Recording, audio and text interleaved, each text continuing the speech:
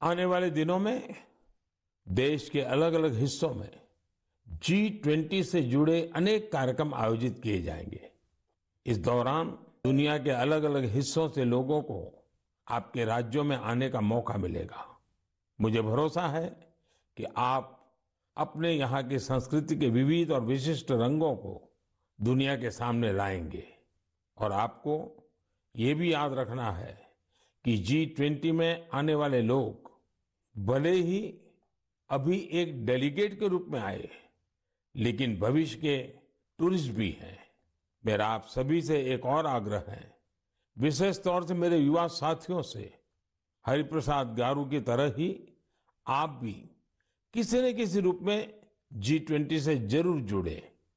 कपड़े पर G20 का भारतीय लोगो बहुत कूल तरीके से, स्टाइलिश तरीके से बनाया जा सकता है, छापा जा सकता है।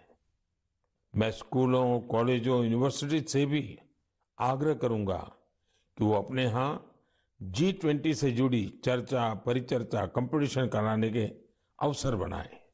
आप G20.in वेबसाइट पर जाएंगे तो आपको अपनी रुचि के अनुसार वहां बहुत सारी चीजें मिल जाएगी।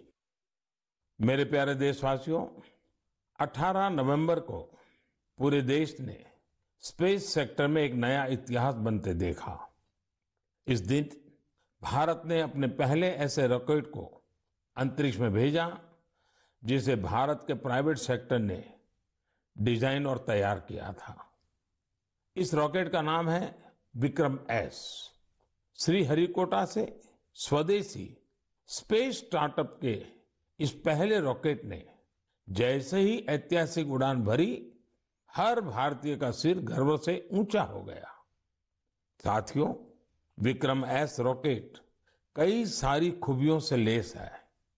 दूसरे रॉकेट्स की तुलना में यह हल्का भी है और सस्ता भी है।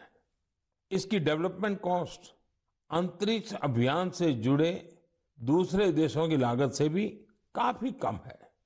कम कीमत में विश्व स्तरीय स्टैंडर्ड स्पेस टेक्नोलॉजी में अब तो ये भारत की पहचान बन चुकी है। इस रॉकेट को बनाने में एक और आधुनिक टेक्नोलॉजी का इस्तेमाल हुआ है। आप ये जानकर हैरान रह जाएंगे कि इस रॉकेट के कुछ जरूरी हिस्से 3D प्रिंटिंग के जरिए बनाए गए हैं। सही में विक्रम एस के लॉन्च मिशन को जो प्रारंभ नाम दिया गया है, वो बिल्कुल फिट बैठता है। ये भारत में प्राइवेट स्पेस सेक्टर के लिए एक नए युग के उदय का प्रतीक है। ये देश में आत्मविश्वास से भरे एक नए युग का आरंभ है। आप कल्पना कर सकते हैं कि जो बच्चे कभी हाथ से कागज का हवाई जहाज बनाकर उड़ाया करते थे, उन्हें अब भारत में ही हवाई जहाज बनाने का मौका मिल रहा है।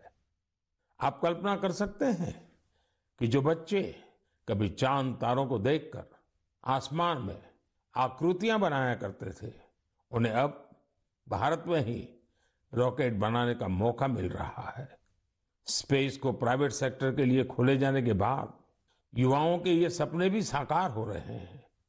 रॉकेट बना रहे ये युवा मानो कह रहे हैं, sky is not the limit. साथियों, भारत स्पेस के सेक्टर में अपनी सफलता अपने पड़ोसी देशों से भी साझा कर रहा है। कल ही भारत ने एक सैटेलाइट लॉन्च की जिसे भारत और भूटान ने मिलकर डेवलप किया है। ये सैटेलाइट बहुत ही अच्छे रिजोल्यूशन की तस्वीरें भेजेगी, जिसे भूटान को अपने प्राकृतिक संसाधनों के प्रबंधन में मदद मिलेगी। इस सैटेलाइट की लॉन्चिंग भारत भूटान के मजबूत संबंधों का प्रतिबिंब है। साथियों, आपने गौर किया होगा, पिछले कुछ मन की बात में हमने स्पेस, टेक, इनोवेशन पर खूब बात की है। इसकी दो खास वजह हैं। एक तो यह कि हमारे युवा इस क्षेत्र में बहुत ही शानदार काम कर रहे हैं। They are thinking big and achieving big. अब वे छोटी छोटी उपलब्धियों से संतुष्ट होने वाले नहीं हैं। दूसरी यह कि इनोवेशन और वैल्यू क्रिएशन इस रोमांचक सफर में वे अपने बाकी युवा साथियों और स्टार्टअप्स को भी एनकरेज कर रहे हैं।